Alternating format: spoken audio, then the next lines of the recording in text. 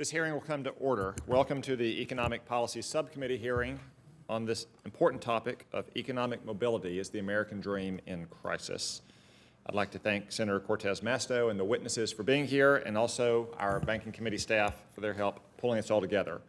Now I want to introduce our witnesses. Mr. Orrin Cass is a senior fellow at the Manhattan Institute and the author of the 2018 book, The Once and Future Worker, A Vision for the Renewal of Work in America.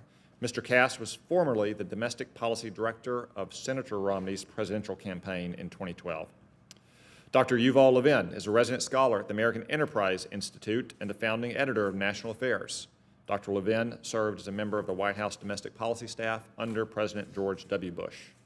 Mr. Ramesh Ponnuru is a visiting fellow at the American Enterprise Institute, a senior editor for National Review, and a columnist for Bloomberg Opinion. Ms. Thea May Lai is the president of the Economic Policy Institute and formerly the chief international economist for the AFL-CIO. She has served on advisory boards for the State Department and the National Bureau of Economic Research. And Mr. Keith Miller is the founder of the Franchisee Advocacy Consulting. A Subway franchisee himself since 1988, he served as the director on the North American Association of Subway Franchisees. Thank you all for coming and for your testimony. Your written testimony will be entered into the record. We're here to discuss economic mobility and the American dream. When economists discuss these things, they often think in terms of GDP growth and consumer prices. To exaggerate just a little, they often seem to believe that so long as the economy grows at 3% and Americans can afford more cheap plastic stuff from China, then America must be doing great. But is that really true? When I talk to Arkansans, I hear a different story. Most of them don't dream of extravagant wealth, much less abstract ideas like economic growth and consumer surplus. They know a life of getting and spending cannot hope to fulfill one's dreams. Instead, they dream of a career that pays an honest wage so they can live in a decent neighborhood. They dream of getting married and starting a family. And ultimately, they dream of passing on this standard of living to their children, plus a little bit more. That's the American dream I hear, according to the Arkansans that I know. The question for today is our nation helping Americans achieve this American dream, or are we failing them?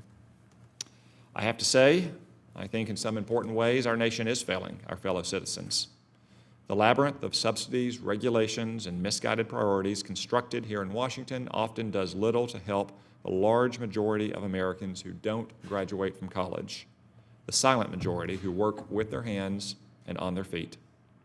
Our government doesn't offer these Americans much beyond occasional moralizing about their supposed shortcomings. Go to college, abandon your hometown, learn to code. What they really need are more viable career paths that don't require expensive educations. There are many good-paying, honorable jobs for people without college degrees in this country. But how do we create even more of them? How do we prepare workers so they're ready for those jobs? There's another urgent context for today's hearing as well, our economic competition with China. For decades, Washington has pursued a policy of integration with China. The architects of this policy hoped naively that enriching the Chinese Communist Party would make it more pliable and less communist. Instead, it gave China the means to challenge America around the world, all while decimating the American heartland. If we want to remain the world's strongest economy, we need to marshal every citizen, every skill, every talent at our disposal. We'll need to recover the vitality, productive abilities, and indeed the patriotism that contributed to America's resounding triumphs in the past century. If we build a more productive economy, it'll serve not only our strategic interest as a nation, but the interest of the American people by helping them achieve the American dream. I look forward to your thoughts and to my colleagues' questions.